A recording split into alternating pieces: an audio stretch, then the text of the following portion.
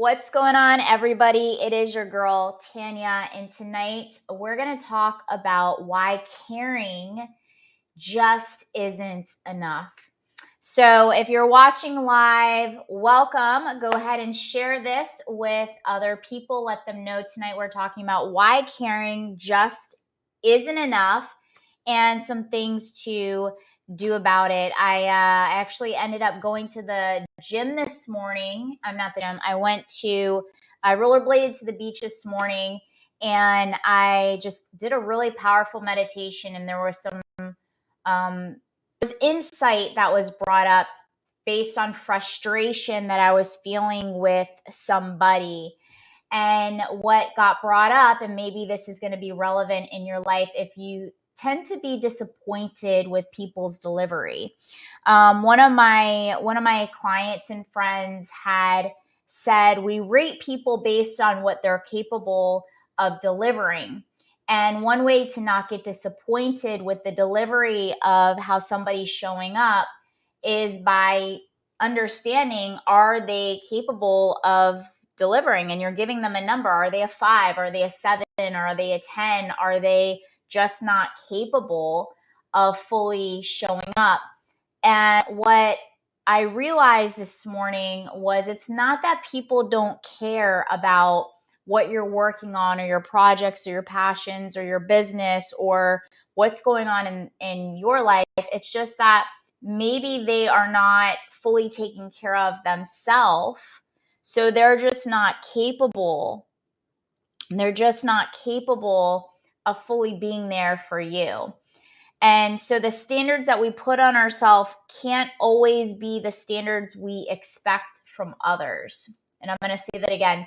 The standards we place upon ourselves can't always be the standards we expect from others, because others just might not be capable of delivering at those standards. And this goes back to when one of my clients and friends, Kevin, had said, is we need to rate people based on what they're capable of delivering.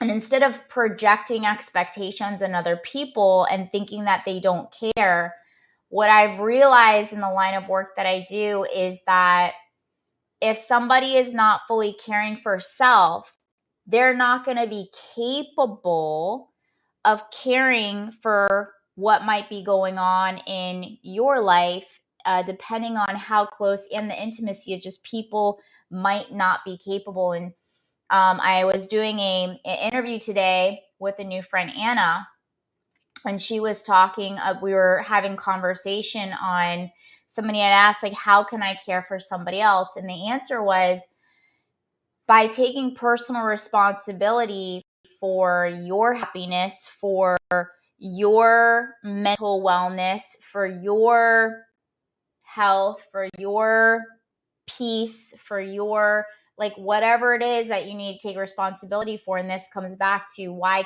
caring just isn't enough. It comes down to being able to care for self first so that you're capable of caring for others. And one of my favorite quotes by Katie Reed is, self-care is giving the world, meaning your business, your relationships, your XYZ, the best of you versus what's left of you. And so I want you to just do an honest inventory on understanding, for those of you that are just coming in, I'm talking about why caring just isn't enough, is the standards we put on ourselves can't always be the standards we expect from others, because others just might not be capable of meeting our level of expectation or our level of care, because they are not caring or pouring into self, which goes back into the quote of, self-care is giving the world and others and your business and your relationships the best of you versus what's left of you. And so I want to leave you with that thought today, and for you to have compassion and grace first and foremost with yourself, and also understand that sometimes just people aren't going to be capable of caring for you at the level that you need to be cared for. So by taking personal responsibility, you're able to then not be disappointed or discouraged, or however you might, be feeling in life. All right. And this might also go into the quote where, what do I have to overcome in order to become who I truly know I'm meant to be? So what is it that I have to overcome, and who do I have to become in order to step into my next level of blessings, my next level upgrade in life? What do I have to overcome, and who do I have to become in order to embody my next level upgrade in my business and in my life? And maybe, just maybe, that might also come back down to, I have to overcome setting high expectations and putting standards, the same standards I place on myself. I have to stop putting those standards on other people so that I'm not left disappointed with XYZ. So what do I have to overcome, and who do I have to become? Maybe I have to overcome judgment. Maybe I have to overcome self-criticism. Maybe I have to overcome self-doubt. Maybe I have to overcome, what do I have to overcome in order to become who I want to become? Is it judgment? Is it criticism of self, criticism of others? Is it fear? Is it disappointment? Is it frustration? Who would I be without frustration? Who would I be without disappointment? Who would I be without shame? Who would I be without doubt?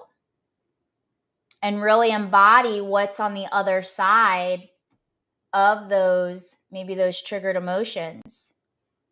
So for those of you just joining, what's up, Dave? For those of you that are just joining, today's discussion is why caring just isn't enough sometimes. And sometimes it just comes down to understanding the standards we put on ourselves can't always be the standards we expect from others. So anyway, you guys, just wanted to leave you with that. We're going live every single day. Make sure you drop your comment below on something that was impactful that I said today. And also to share this with other people. And also know that February 7th through the 11th, we're having a 5-day habit starter. So if you are interested and you need support in starting habits that are going to stick, to have the right framework, the right system, the right structure, you definitely want to be there. We're going to have a nice, enriched ecosystem, a very strong community. I'll be coaching you for 5 days and guiding you through the process of establishing habits that are going to stick. We're going to commit to one habit. We're going to break down the infrastructure, the framework, giving you structure in your day so that you can go ahead and execute on that stuff. And you can head over to www.tanyacoliver.com/5-day. And we're going to be building out some pretty powerful habits, or a habit, for 5 days. And I'll see you guys tomorrow. Bye.